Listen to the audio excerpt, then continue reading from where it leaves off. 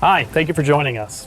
We're here with one of our senior technicians, and we're going to give you kind of a behind-the-scenes, step-by-step look at our unique paver sealing and restoration process. We're going to show you how we do things a little bit differently than most everyone else. So first thing we do is we pressure wash the entire area. That's pretty standard. Most everybody's going to pressure wash it first. One of the things that we do that's a little bit different is during our pressure washing process, we also apply an eco-friendly algicide to the entire area. Now, even though pressure washing is going to do a great job of cleaning up any mildew, any algae, any grass, or any weeds that may be growing, it's not going to kill it.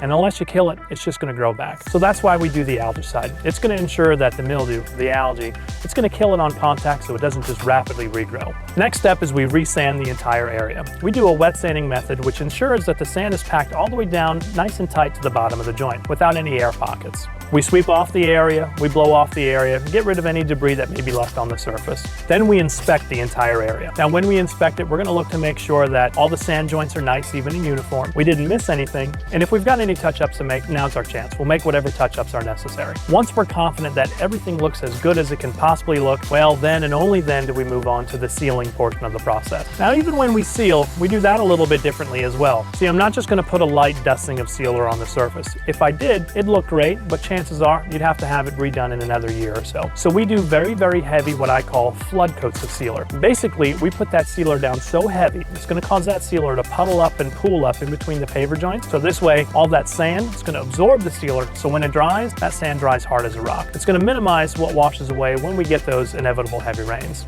The other reason why we put it down extra heavy, that's for longevity reasons. Nobody really wants to do this every year, or even every other year for that matter. And with my process and how heavy we apply the sealer, most of my customers get anywhere between 3, 4, sometimes even 5 years before it needs to be resealed again. So we have a 2-coat option. 2 coats, it's going to bring those colors out. It's going to make things look nice, rich, and vibrant, just like it looks when you put some water on that surface. Now, it's not going to be very shiny with 2 coats. It won't be flat either. Typically, what I would expect with the 2 coats is to have that nice, rich, vibrant appearance, and then kind of like a matte or a satin finish when it's all said and done. Now, in a nutshell, that's the process. It's obviously a little bit more involved than that, but that's the basic nuts and bolts. So, if you're ready to schedule your free estimate, give us a call.